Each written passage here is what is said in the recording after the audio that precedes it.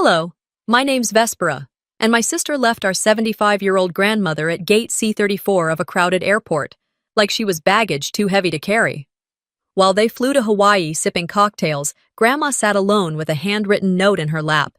"You always wanted a child, here's your chance." That wasn't the first time Callista used love as a weapon. She'd stolen Grandma's money, faked her signature, even drove her drunk in the back seat. I kept quiet, until I couldn't anymore. Now tell me, what would you do if your own sister treated your mother like disposable luggage? I'd never meant to come back to the gate. I'd only left my wallet behind, a quick lapse in focus while juggling my boarding pass and a cup of airport coffee. It was late morning at Phoenix Sky Harbor, the time of day when the terminals smell like a mix of cinnamon pretzels and jet fuel, and families in matching t-shirts buzz around gates with leis and inflatable neck pillows, already dreaming of beaches. As I pushed my way back through the crowd, something inside me tightened.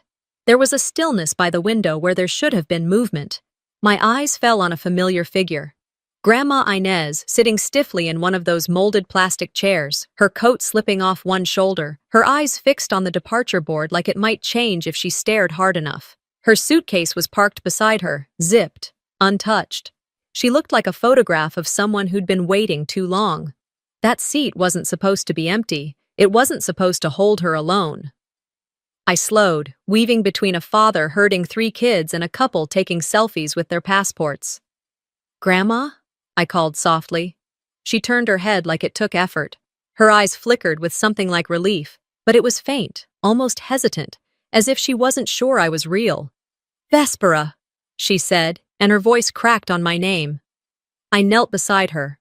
"Where's everyone?" "Where's Callista?" Grandma's hands fumbled with the strap of her purse. Her fingers, once sure and strong, trembled. She leaned closer, lowering her voice like a secret. "Your sister said she'd just check us in. She told me to sit here and wait." She blinked at the clock on the wall. "That was half an hour ago." The announcement over the PA cut through the noise. "Flight 324 to Honolulu. Final boarding closed." My throat dried out. I scanned the gate, the corridors, the shops. No sign of Callista or her husband. No sign of anyone who belonged to Grandma. Just strangers with tickets and plans. I forced a smile for Grandma. "Let me check something," I said, standing, pulling out my phone. The airline app showed their tickets. Checked in, departed. No mistake, they'd boarded. A flash of the car ride this morning slid across my mind like a knife. Callista tossing her hair, her sunglasses glinting. "You don't get how hard it is, Vess. Mom's old." She slows everything down. She'd said it like a complaint, but her tone had that edge, like she'd already made up her mind. I crouched back down to Grandma's level. "Grandma," I said carefully, "they're gone. They left." She blinked at me, and for a second I thought she hadn't heard. Then her lips pressed together in a line I'd seen only once before, at my father's funeral when Callista forgot to show. "They left me?" she whispered. "They left you here on purpose," I said. My voice shook more than I wanted. Her eyes clouded, but she didn't cry. She just sat straighter, like a queen stripped of her crown, but refusing to bow. "I knew you'd come back," she murmured. "You always did, even when you were little." I swallowed the ache that rose in my chest. People streamed around us, laughing, dragging their carry-ons, clinking Starbucks cups. I helped Grandma to her feet, one hand under her elbow, the other gripping the handle of her suitcase. She was lighter than I remembered, but her dignity weighed heavy between us. We moved slowly, past the shops selling overpriced sunscreen and neck pillows, past families in floral prints boarding planes to paradise. Every step felt like an accusation. This is what family looks like. This is what family should be.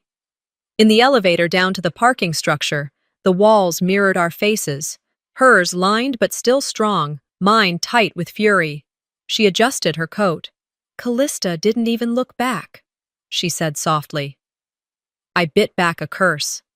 What kind of daughter does this? The question came out under my breath, more to myself than to her. The parking structure smelled like sun-baked concrete. My car was on the second level, a practical gray sedan. We reached it in silence, the only sound the wheels of her suitcase bumping over cracks. As I opened the door for her, she reached out and touched my wrist, the same way she used to when I was a child and wandered too close to the street. "I knew you'd come back," she said again, her eyes searching mine. "You always did, even when you were little." I met her gaze. "And I always will." She settled into the passenger seat, exhaling slowly. I closed the door, circled around, and slid behind the wheel. My phone buzzed with a notification from the airline. "Flight 324 has departed." I put it face down on the console. I started the engine, but didn't drive yet. The air in the car felt thick, like the moment before a summer storm. Grandma stared out the window at nothing in particular. My hands tightened on the steering wheel. They thought she would sit there like luggage. They thought no one would notice. They were wrong. We drove the rest of the way south in a heavy quiet. I kept my eyes on the road, letting the desert stretch out in all its muted browns and reds, while Grandma sat with her hands folded in her lap. She didn't speak, and I didn't push her. By the time I turned off I-10 and wound my way into Tucson, the sun had started to slip behind the Catalina Mountains, washing everything in copper. I'd told myself I was just bringing her back for the night, until we figured out what to do next, but deep down, I already knew she'd be staying with me. My apartment isn't much. A small one-bedroom near the university, walls painted a bland cream, secondhand furniture I'd rescued from thrift stores. But as soon as I got Grandma inside, I set her suitcase down by the couch and pulled a soft quilt over her knees, the one I'd made last winter out of old shirts. She touched the fabric as if it were something fragile. "This is your place?" she asked quietly, eyes scanning the little living room, the books stacked on the floor instead of shelves, the tea kettle already whistling in the kitchen. "It's not fancy," I said, forcing a lightness into my voice, "but it's safe." I brought her tea, chamomile, because it was all I had, and started a pot of chicken soup on the stove. She sat upright on the couch, her posture so formal it almost hurt to look at.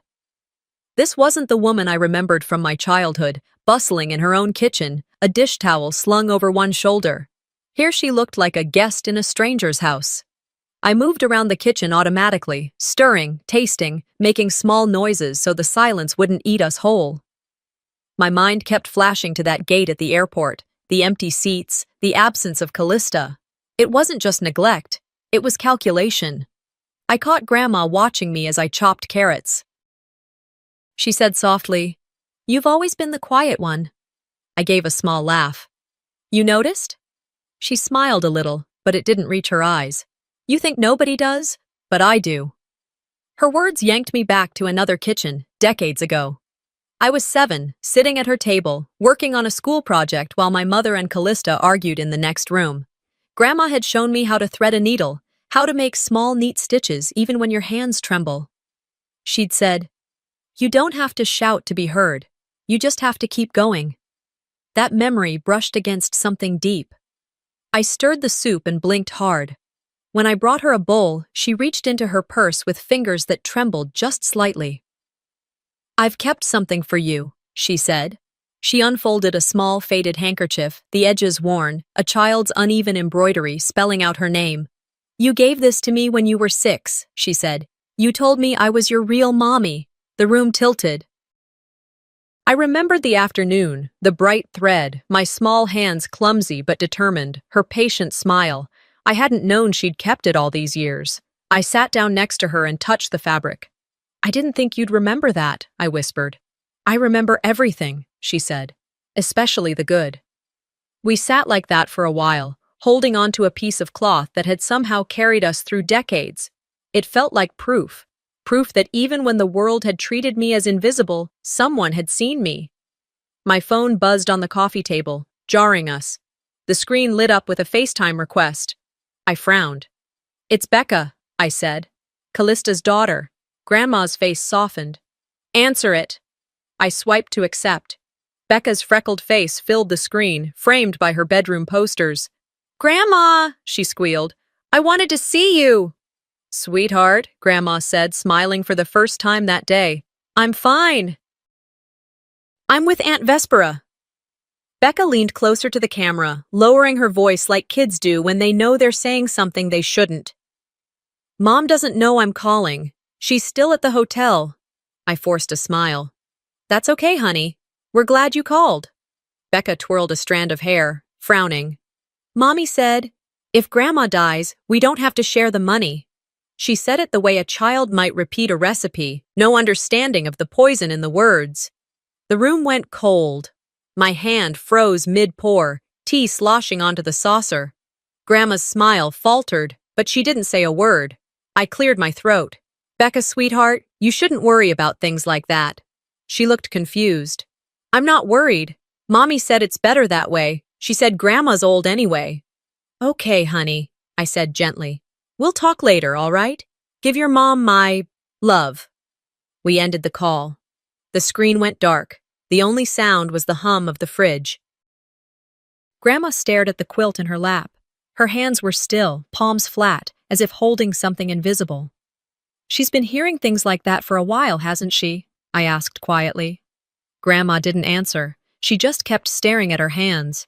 I sat down beside her, the weight of the day pressing in. This isn't just about leaving you at an airport, I said. This is something darker. Finally, she looked at me. You were always the soft one, she said, her voice steady. But soft doesn't mean weak. We sat in silence, two women in a cramped apartment, the glow of the lamp casting long shadows. Outside, a siren wailed in the distance, fading. I thought of Callista's hotel room, of Becca repeating words she didn't understand, of the flight that had already landed in Honolulu. Later, after Grandma had gone to bed, I lay on the pull-out couch staring at the ceiling. My hands ached from holding everything in. This wasn't just neglect. This was something darker. The hum of the fridge was the only sound after that call ended. I sat there for a long time, staring at my own reflection in the black screen of my phone. The apartment smelled faintly of chamomile and chicken soup gone cold. Grandma had drifted off on the couch, her head tilted, the quilt pulled up to her chin. The glow from the streetlights slipped in through the blinds, striping the carpet with pale orange. I cleaned up the mugs, slow movements to quiet the rush of thoughts in my head. Becca's words kept replaying, each time sharper. If Grandma dies, we don't have to share the money. I'd thought it couldn't get worse than leaving her at the airport, but there was something under that sentence, something like rot. When I brought the empty cups to the sink, I noticed her pill organizer on the counter. It was heavier than I expected. I opened it to refill the next day's slot and saw she hadn't taken some doses. Heart pills, vitamins, a diuretic. I frowned. She'd always been meticulous with her medication. I turned back to the couch. Even in sleep, she looked tense, her hands curled in fists. In the lamplight, I caught a glimpse of her wrist where the sleeve had ridden up, faint purplish marks, like fingerprints. I walked over and knelt down, careful not to wake her, gently shifting the quilt. There was a bruise at her hip, too, deep and yellowing. I whispered, "Grandma?" She stirred, eyes fluttering open. What happened here?" I asked softly, touching the edge of the bruise on her wrist. Her gaze darted away. "Oh, I fell. Just clumsy." Her tone was breezy, but her fingers tightened on the quilt. I sat back on my heels, the air in my chest thickening. She had always been careful about her health, even when everyone else dismissed her. A fall could happen, but the marks on her wrist weren't from a fall. I stood, moved to the kitchen, opened my laptop. Months ago, when I'd gone to visit Callista's house, our childhood home now repainted and filled with her furniture, I'd installed a small security camera outside Grandma's room. It wasn't mistrust. It was instinct. Callista had laughed at me then. "You're paranoid, Vess." Maybe I was. I logged in. The footage rolled silently, timestamps flicking by. Most days were dull. Grandma sitting on the porch, feeding birds. But 2 weeks ago, a different scene appeared. The video showed the front door opening at night, Callista stumbling out with her keys, her movements loose, sloppy. In one hand, a bottle-shaped silhouette. Seconds later, Grandma emerged behind her, holding onto the doorframe, wearing her nightgown and a light jacket. Callista gestured impatiently, yanking the passenger door open. Grandma hesitated, then slowly walked to the car. Callista guided her in with a push that wasn't gentle. I pressed pause, my stomach rolling. No one should be in a car with her that night, especially not Grandma. My mind pulled up another memory, Grandma's voice on my voicemail from weeks ago. I'd ignored it at the time, busy with work. Vess, things are weird. If anything happens, look under the calendar. I grabbed my phone, scrolling back. The message was still there. The timestamp matched the night of the video. I stood, pacing. Under the calendar. Her purse was on the coffee table. I dug gently through it, not wanting to wake her. Tissues, a wallet, the faded handkerchief. No notes. I glanced at the kitchen wall where my cheap calendar hung. This wasn't her house, but at her old house, Callista's, she would have hidden something there.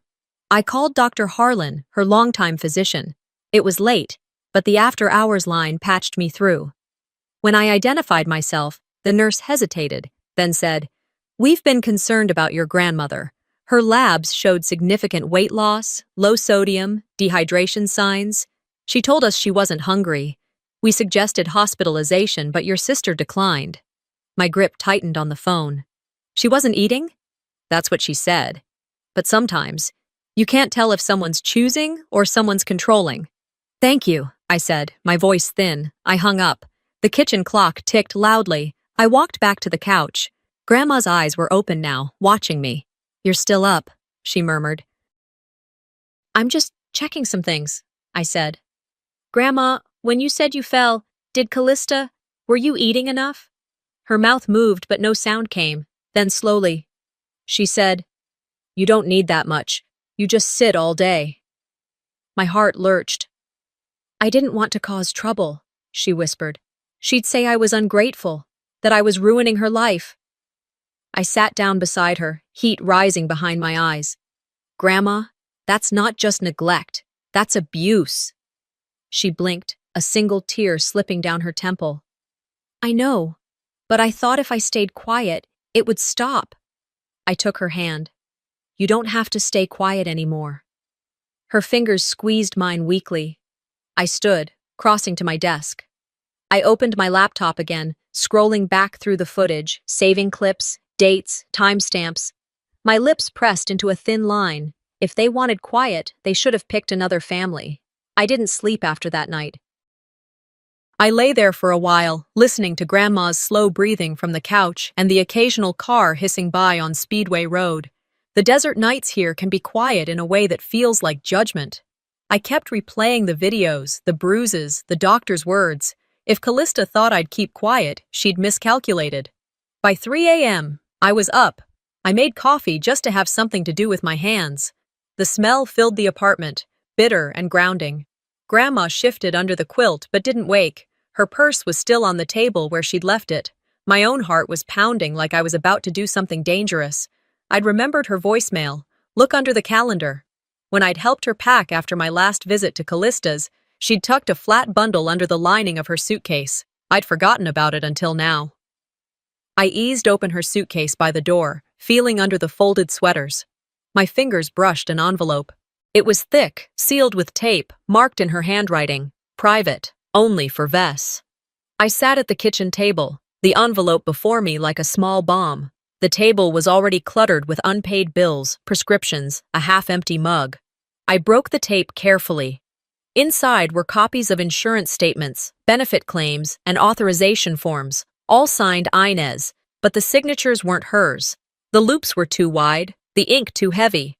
I turned over page after page, premium notices, policy changes, beneficiary designations, my sister's name on all of them. A pulse started in my temple. I whispered to the empty room. She didn't even try to hide it. One sheet had a sticky note in Grandma's real handwriting. She said I had to sign or I'd be put in a home. My stomach clenched. I opened my laptop, fingers shaking, and logged into Grandma's bank account.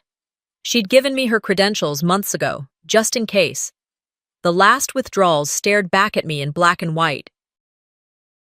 3 days ago, $6,800. 2 weeks ago, another $2,200. The memo line on the last one, Aloha Resort Booking. I sat back. The exact amount of Callista's Hawaii trip. They didn't just leave her at the airport, they used her to pay for it. I grabbed my phone and called the bank's 24-hour number, pretending to confirm a transaction. Yes, the rep said cheerfully. The charge cleared. Hawaii travel package. I thanked her and hung up. My hand was damp around the phone. I stared at the evidence strewn across the table. For years, Callista had played the martyr. You wouldn't understand, she'd say. I'm the one taking care of Mom. She'd post photos online of Grandma's birthday cake, tag me with captions like, wish you were here. She'd given speeches at her office about balancing caregiving and career. She'd won a community award last year for being a model daughter. I'd watched from the sidelines, half believing, half sickened, telling myself maybe I was too cynical. But now, seeing these documents, the facade cracked like a cheap mask. This wasn't just about money. It was about building a false image. A daughter of the year on Facebook, a thief in real life. I took a deep breath and started stacking the papers into neat piles, one for insurance, one for bank withdrawals, one for medical records. I opened a new folder on my laptop and labeled it Elder Abuse, Evidence Dossier. I printed each page, the little home printer groaning as it worked. The sound was steady, like a drum beat. Grandma shifted on the couch, murmuring in her sleep. I glanced over at her, her face soft in the lamplight, the quilt rising and falling with each breath. She'd trusted me with this. She'd held it all in for who knows how long, maybe hoping I'd eventually see. I thought of Callista's voice on the phone over the years. You're too soft, Vess. You let people walk over you. Maybe I had. But not anymore. I kept printing. Insurance page after insurance page. Bank statements. Screenshots of Callista's resort photos posted just yesterday, all smiles with cocktails. The whirring of the printer felt like a countdown. By the time the sun began to hint at the edges of the blinds, I had a stack of evidence 2 inches thick. My coffee had gone cold. My hands were steady now. I whispered to the empty kitchen, to the documents, to the morning light creeping in. If she wants a war, I'll give her one, but I won't fight like she does. I'll use the law. The printer was still warm when I shut it off, its faint hum lingering like an echo in the apartment.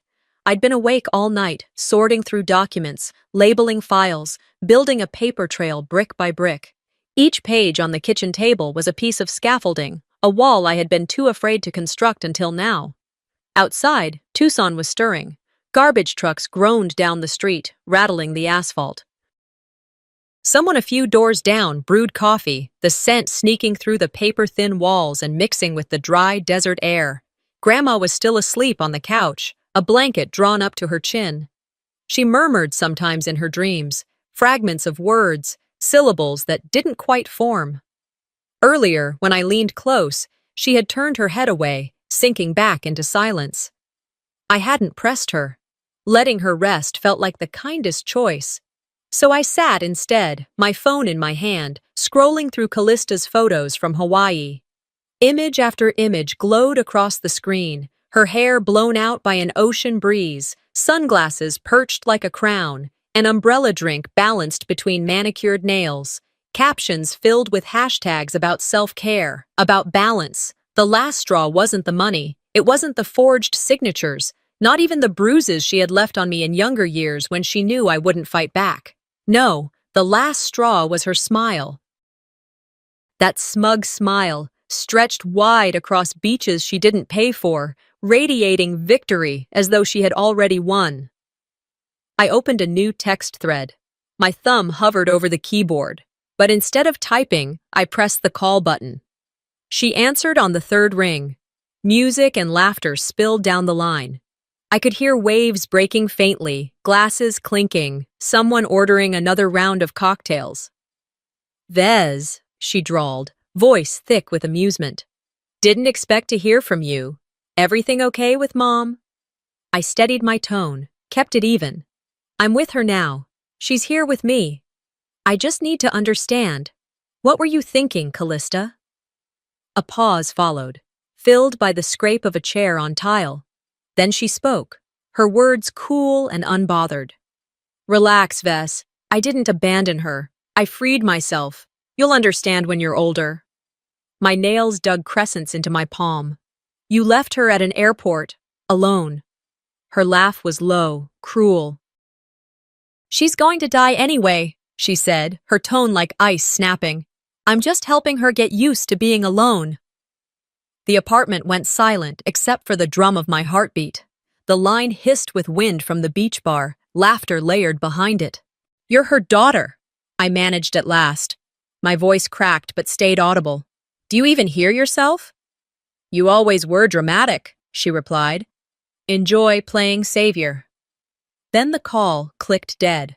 I sat motionless, the phone still pressed to my ear, the sound of disconnection heavy in my skull. My hands shook. I set the phone down carefully, like it might scald me. That line, I'm just helping her get used to being alone, was where whatever fragile thread of sisterhood we still had snapped clean. I rose and paced the kitchen, the laminate floor cool under my bare feet. My next move had to be careful, deliberate. She expected me to collapse. She'd always called me weak. At noon, after Grandma had eaten a small bowl of soup and drifted back to sleep, I drove across town to an office tucked above a consignment shop. The faded lettering on the frosted glass read, Forensic Document Services. A contact from my night classes at the community college had whispered the name to me. Inside, the air was cool and smelled faintly of paper and dust. The handwriting analyst, an older man named Roland, adjusted his glasses when I handed him the stack of documents. He laid them side by side with a copy of Grandma's actual signature from her driver's license. This won't take long, he said. I stood there, hands knotted together, as he angled a lamp over the pages and began tracing loops and slants with a practiced pen, every second stretched taut. Finally, Roland looked up. This isn't your grandmother's handwriting.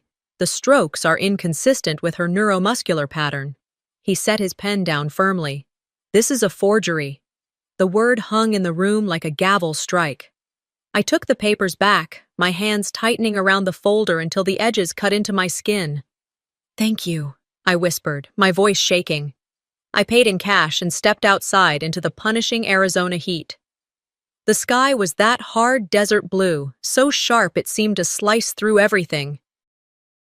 I pressed the folder to my chest as I crossed to the car. Back at the apartment, Grandma was awake, knitting absently. She looked up at me with soft, searching eyes, but didn't ask questions. Not yet. I slipped into my bedroom, shut the door, and sat on the bed with the phone in my hand. I typed the message slowly, deliberately. This is elder abuse, Callista. You forged her signature. I have the papers. Stop now, or I will go to the authorities. My thumb hovered for only a second before I pressed send. The reply came minutes later, as if she had been waiting. You're bluffing. You've always been weak. The words stared back at me, black on white. From the living room came the sound of Grandma sneezing. A small, ordinary sound, grounding me in a way that Callista never could. I set the phone down, stood, and walked to her. She looked up, knitting, paused, her needles glinting. You're trembling, she said softly. I forced a smile. Not for long. When I returned to my room, I picked up the phone again. My thumb hovered once more over the glass screen. This time, I spoke aloud, to no one but myself. Then I won't be anymore. Monday morning arrived with the kind of quiet that doesn't feel like peace. It was the pause before a storm, the breath the world takes before something breaks. I drove Grandma to her new adult day program, just after 8. The building was plain brick with flower beds out front, but inside it smelled like fresh coffee and lemon polish. I made sure she had her cardigan over her shoulders, her lunch tucked carefully in her bag, and that little handkerchief she always kept in her purse like a charm.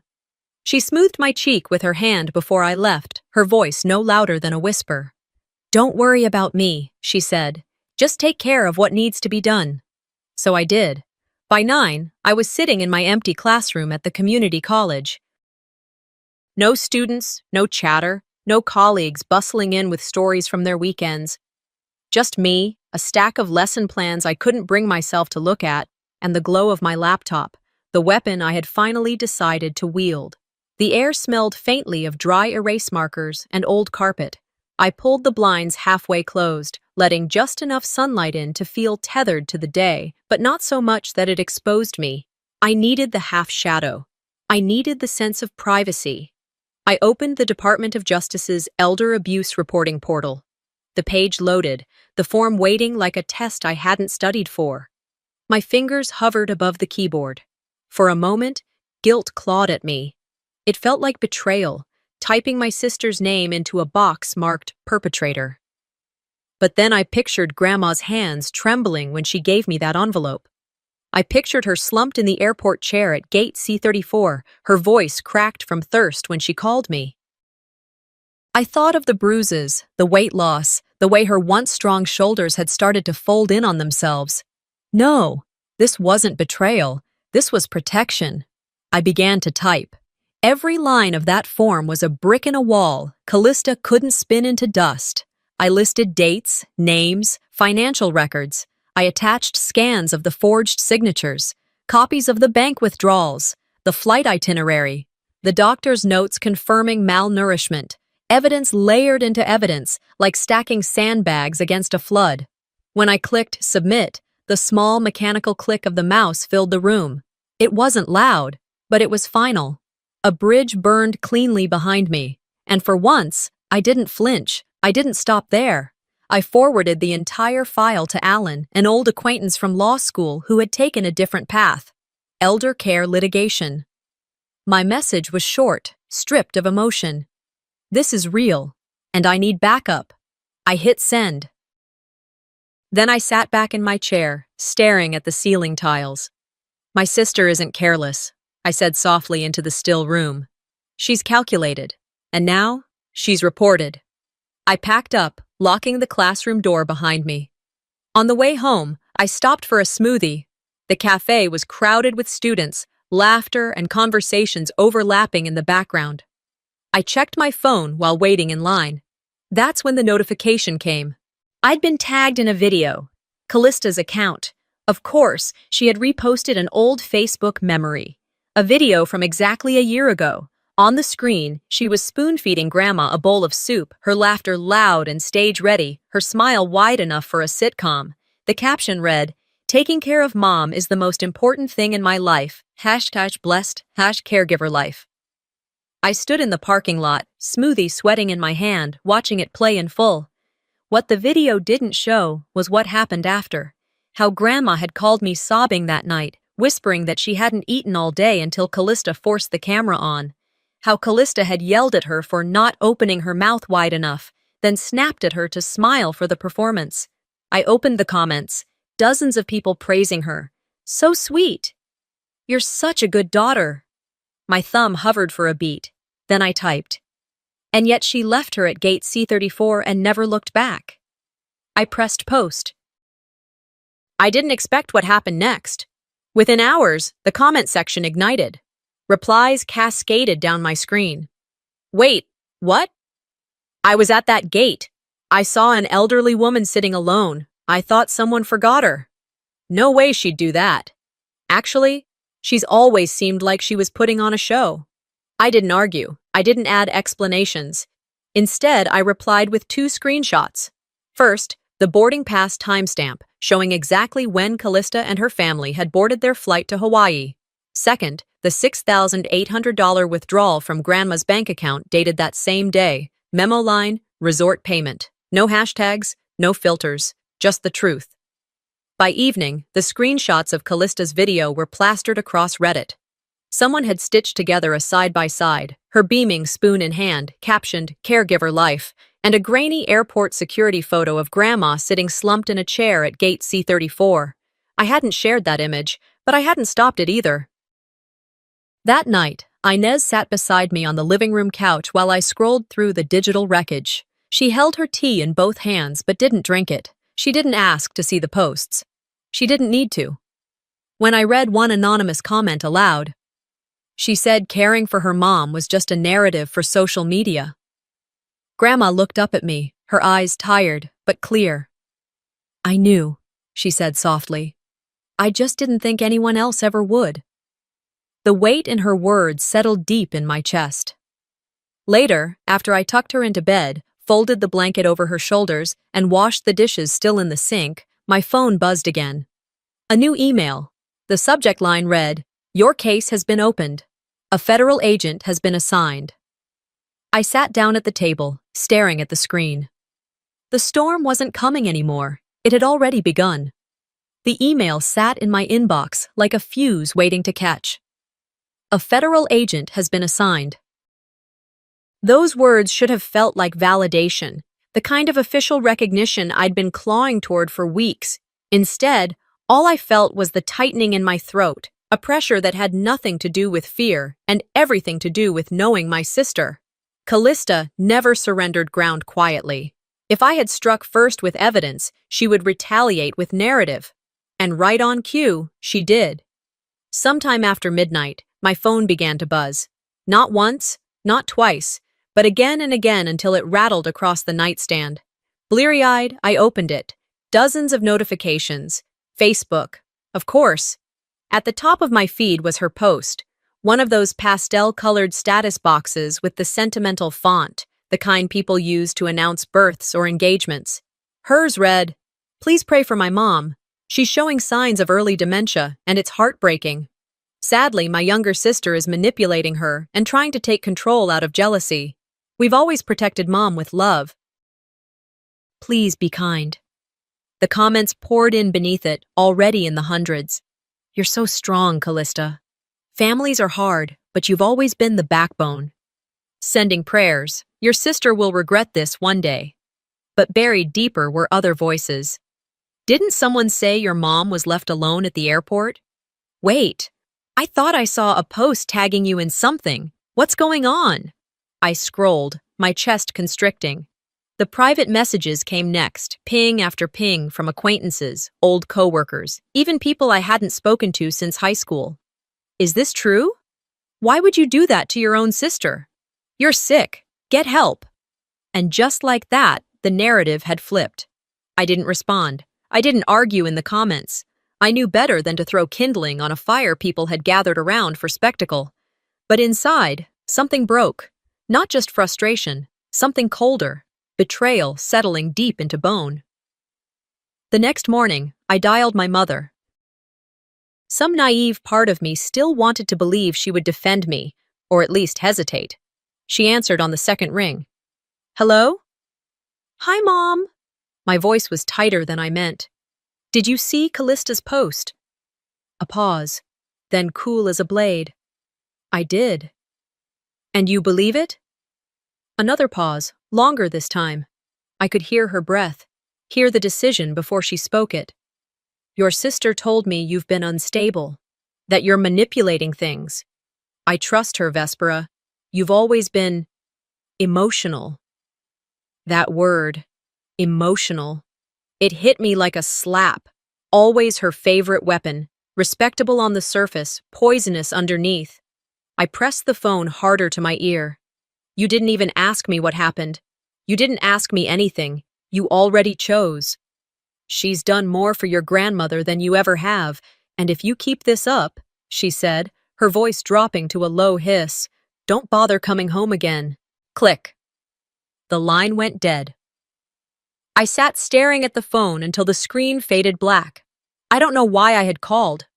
Maybe some tiny, foolish part of me still thought she might finally see me, but like always, her gaze was fixed firmly on Callista. At work the next day, the shift in the air was immediate. In the hallway outside my classroom, I caught the tail end of a whispered conversation between two parents. One glanced at me, then looked quickly away. The other leaned closer to whisper something I couldn't catch, but the way they both fell silent as I passed told me enough. Later, during office hours, a colleague tapped on the doorframe, polite but careful. "Hey," she said softly.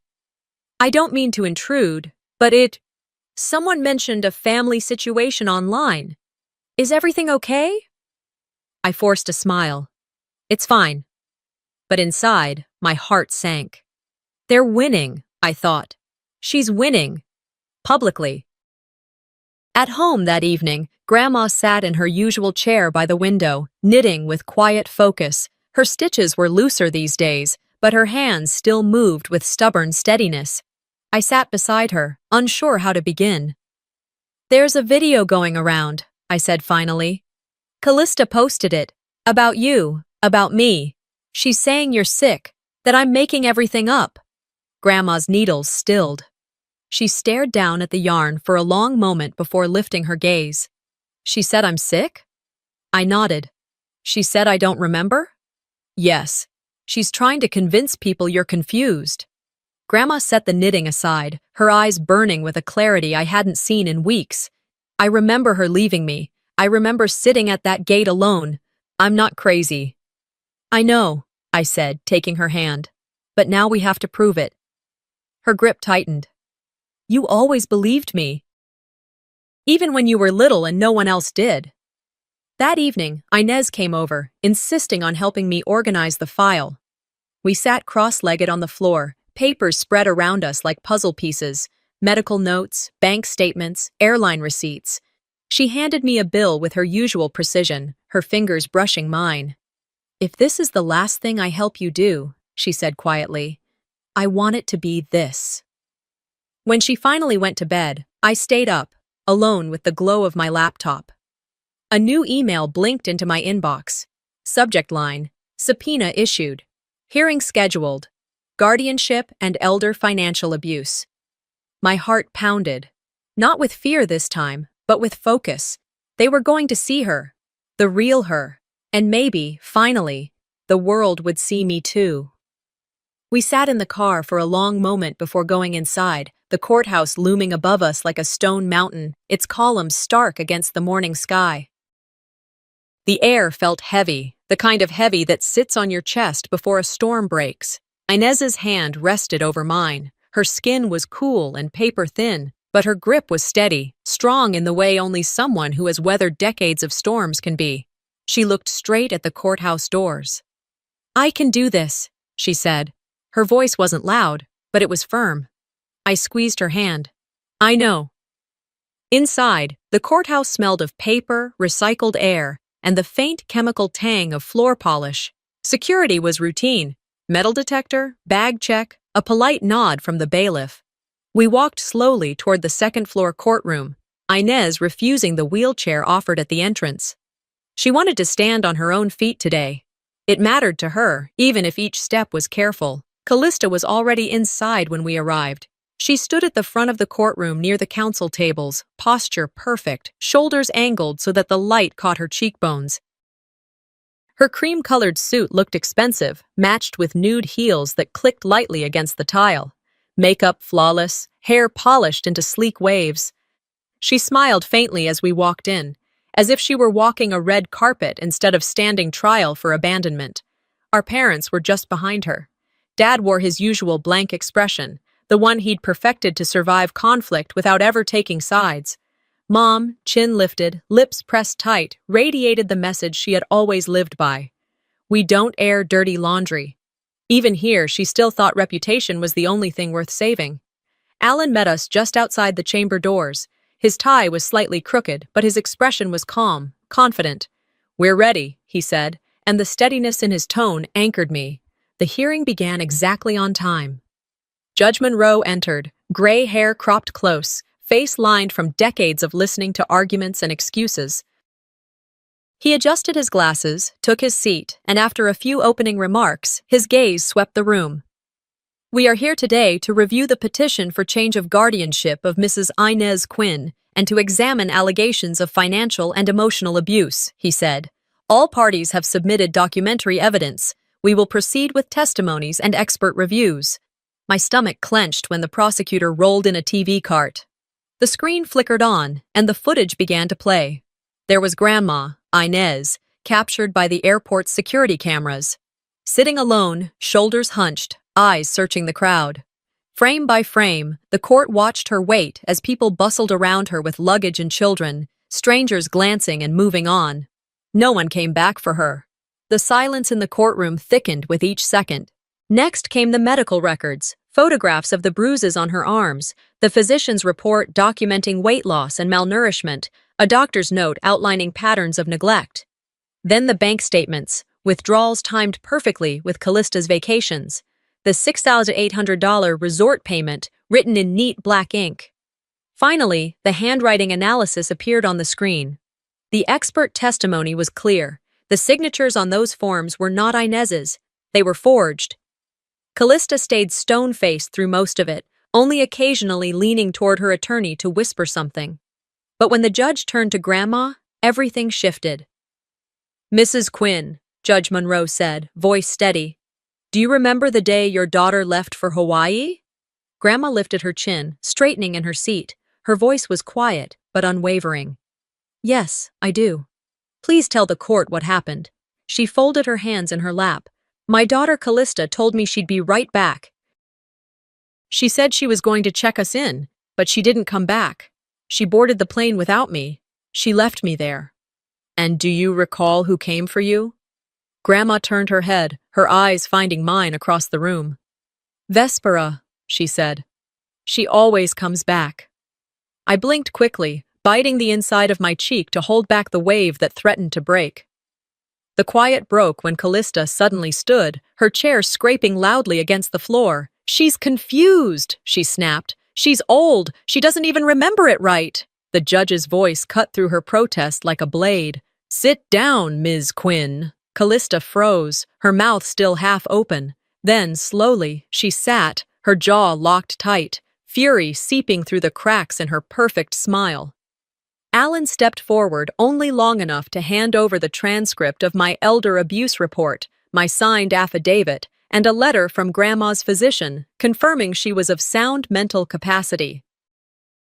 Judge Monroe read quietly for a moment, his glasses slipping down his nose. The room was silent except for the faint hum of the overhead lights. Finally, he looked up. "This court has reviewed the evidence presented, both testimonial and documentary," he said. "We find sufficient grounds to support the petition for change of guardianship." My breath caught. "I hereby revoke the legal guardianship of Miss Callista Quinn over Mrs. Inez Quinn. Full custody, including financial oversight, is granted to Miss Vespera Quinn, effective immediately." A soft gasp slipped from my mother. My father just stared at the floor. Callista's face twisted. She muttered something under her breath, then louder. "This isn't over! She's twisting everything!" Judge Monroe ignored her. He signed the order, handed it to the clerk, and stood. "This hearing is concluded." The gavel fell. Callista stormed out, heels hammering against the tile with every step. Mom followed but paused briefly at the doorway. She turned back to look at Grandma. Her face was unreadable, something caught between shame and denial. Inez met her gaze steadily, without blinking. Nothing was said. Nothing needed to be. Back in the hallway, Grandma leaned against my arm, her face pale but proud. The tension that had carried her all morning seemed to soften at last. "You saved me," she whispered. I looked at her, at the strength in her eyes, even after everything.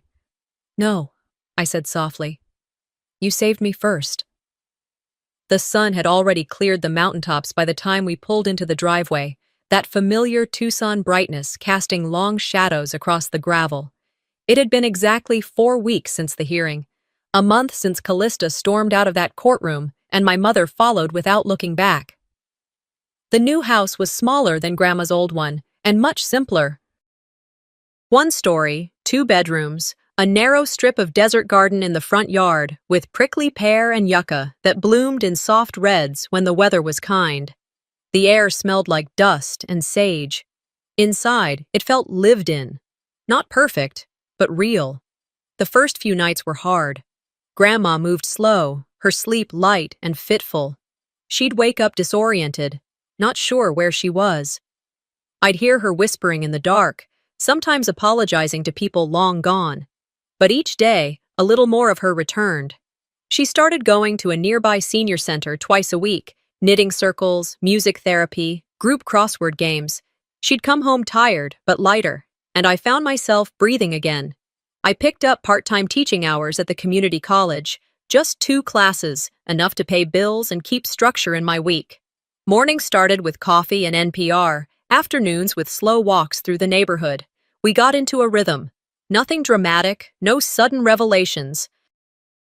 Just life, quiet, ordinary, and after everything we'd been through, that felt like a miracle. One evening, I was grading papers when Grandma called me into the living room.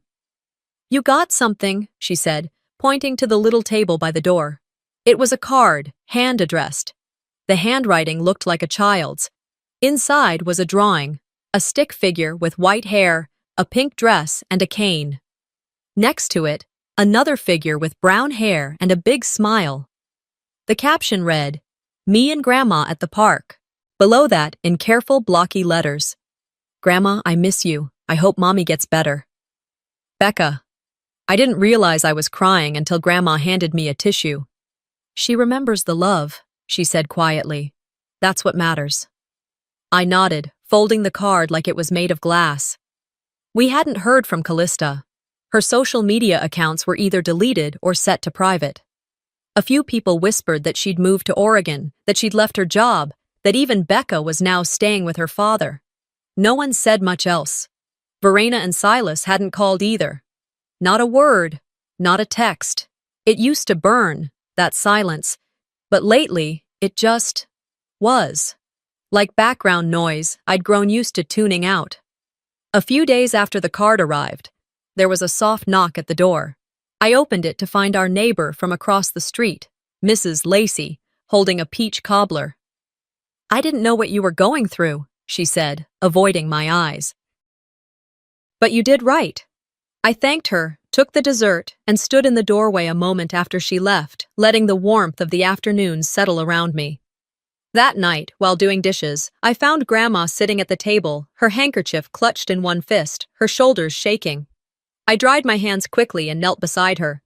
"Do you wish I hadn't taken it to court?" I asked. She didn't answer right away. Then she looked at me with eyes full of something deeper than sorrow. "I wish I hadn't raised a daughter who made it necessary." The weight of that truth sat heavy between us. Later, after she went to bed, I sat at the same table and opened my journal. I didn't save her because I was brave. I didn't do it out of moral righteousness or legal obligation. I saved her because once, when I was 6 and invisible in my own family, she looked at me like I mattered. She stitched love into everything she did for me, quietly, without ceremony. Some people say healing means letting go. I'm not sure that's true. Sometimes healing is choosing who stays, choosing to hold on to what's worth saving, and leaving the rest behind. I closed the journal and placed it beside the vase on the table. And if no one else remembers what she meant to this family, I will. Sometimes, the people who are supposed to protect us are the ones who do the most harm, and the strength it takes to speak up can feel impossible. But silence only feeds injustice.